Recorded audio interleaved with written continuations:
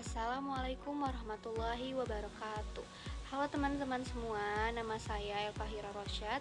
Saya sebagai mahasiswa semester 2 jurusan Psikologi UIN Syarif Hidayatullah Jakarta, kelas 2E. Video kali ini adalah penyelesaian tugas UTS mata kuliah Psikologi Perkembangan 1 dengan dosen pengampu Dr. Rahmat Mulyono, MMMSI Psikolog. Di video selanjutnya, saya akan menampilkan perkembangan anak dalam tahapan kognitif dan bahasanya. Kira-kira gimana ya perkembangan anak tersebut? Yuk, saksikan videonya. Assalamualaikum warahmatullahi wabarakatuh. Nama saya Huri Kemal Akbar dari kelas 2. Sekarang Huri belajar apa aja? Belajarnya bahasa Inggris, bahasa Arab, bahasa Indonesia, bahasa Inggris, pramuka, Pramuka. sama tilawati baca Quran. Dan matematika? Matematika, ya ada lagi Al-Quran, hadis, fikih juga. Yang paling disuka apa? Yang paling disuka bahasa Inggris sama bahasa Arab. Kenapa suka bahasa Arab? Karena gurunya baik. Gurunya baik. Suka ngasih reward? Enggak, kayak sukanya dikasih pujian. Bukan, jadi itu bahasa Inggris sama bahasa Arab yang pas mau pulangnya. Jadi habis selesai langsung pulang gitu. Ya. Jadi harus jawab pertanyaan, bisa pulang gitu. Terus kalau yang susah banget mata pelajaran? Yang paling susah dan juga paling nyebelin matematika. Kalau matematika bisa nggak kalau dikerjain? Matematika lumayan bisa, tapi lumayan agak kadang-kadang nyebelin gitu. Ceritain kegiatannya dari pagi ngapain aja? Pagi-pagi sholat subuh di masjid, nonton TV, baru sekolah. Pas udah sekolah, bahasa kayak biasa, Belajar, pulang sekolah. Dijemput ke Hasna. Jam berapa itu? 1:30, jam 1. Aku minta duit, nggak dibolehin, langsung pulang aja. Gak boleh jajan di luar? Ya, nggak boleh jajan. Aku pulang. Iya, pulang. Di Sholat rumah ngapain? di rumah. Tidur gak? Nggak, nonton TV, langsung ngaji. Di TV tuh nonton apa? Nonton YouTube. ya YouTube Scott. Apa? YouTube Scott.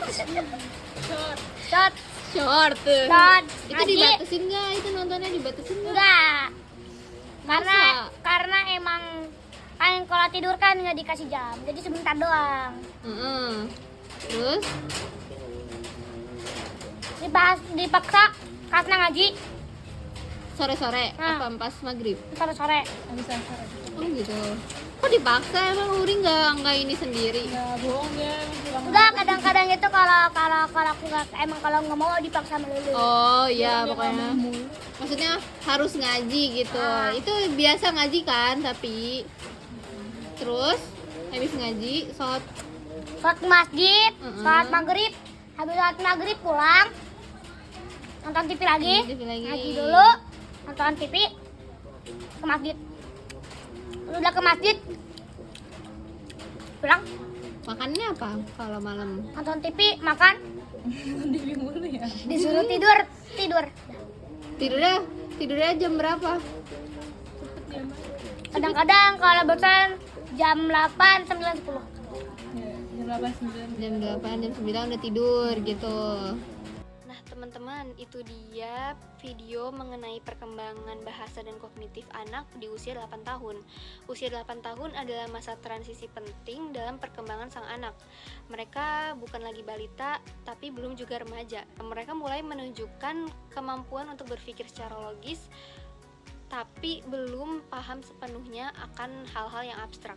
Ketika dihadapkan oleh hal-hal yang lebih abstrak seperti matematika, mereka cenderung masih kesulitan karena memang otaknya belum siap untuk menerima hal-hal yang lebih abstrak. Menurut teori Piaget, anak usia 7-11 tahun ini berada di tahap operasional konkret. Artinya, mereka bisa berpikir secara logis tentang hal-hal yang nyata dan sederhana. Dari contoh video yang tadi, anak tersebut bisa menceritakan pelajaran apa saja yang ia ambil di sekolah, alasan kenapa dia suka mata pelajaran tertentu, dan anak tersebut bisa menceritakan aktivitas kesehariannya. Kemudian dari sudut pandang Erikson, anak usia 8 tahun ini berada di fase industry versus inferiority, di mana mereka mulai mengembangkan keterampilan dan mencari pengakuan atas usahanya mereka sendiri. Jadi apabila anak tersebut diberi kesempatan untuk belajar, untuk mencoba, dan kemudian setelah itu diapresiasi usahanya, maka mereka akan mengembangkan industri rasa kompeten dan percaya diri. Nah, dari video tadi, perilaku anak yang bisa makan sendiri, yang bisa mengikuti rutinitas kesehariannya, dan tahu kalau udah disuruh tidur itu harus tidur, itu merupakan bentuk nyata dari perkembangan rasa tanggung jawab dan kemandirian. Teori Vygotsky juga menjelaskan bahwa lingkungan sosial sangat berpengaruh terhadap perkembangan anak. Ia menjelaskan konsep dari zona perkembangan proksimal atau zone of proximal development, di mana mereka bisa mendapatkan pengetahuan di tengah-tengah interaksi sosial. Interaksi sosial ini menjadi kunci untuk mengisi ZPD tersebut dan membantu anak untuk membangun pemahaman yang lebih mendalam. Contohnya ketika anak dan orang dewasa seperti orang tua dan gurunya itu bekerja sama, belajar dan bermain bersama, anak tersebut mampu mengembangkan kemampuannya lebih mendalam dan lebih baik dibandingkan ketika dia belajar sendiri. Dari perspektif Islam, menurut Ibnu Sina, usia 7-8 tahun ini sudah memasuki fase tamyiz. Fase tamyiz itu merupakan fase di mana anak sudah bisa membedakan mana yang baik dan mana yang buruk, mana yang benar dan mana yang salah. Jadi ketika anak tersebut sudah tahu kalau harus tidur, harus makan, harus belajar, itu kan demi kebaikannya sendiri ya. Jadi jika dia sudah sadar akan hal itu, anak tersebut pasti akan mentaati aturan-aturan yang sudah ditetapkan. Mungkin sampai di sini saja penjelasan saya mengenai perkembangan anak di usia 8 tahun. Mohon maaf apabila ada kesalahan kata, baik yang disengaja maupun tidak disengaja. Semoga apa yang saya tampilkan ini bisa bermanfaat untuk teman-teman semua. Billahi taufiq wal hidayah. Wassalamualaikum warahmatullahi wabarakatuh.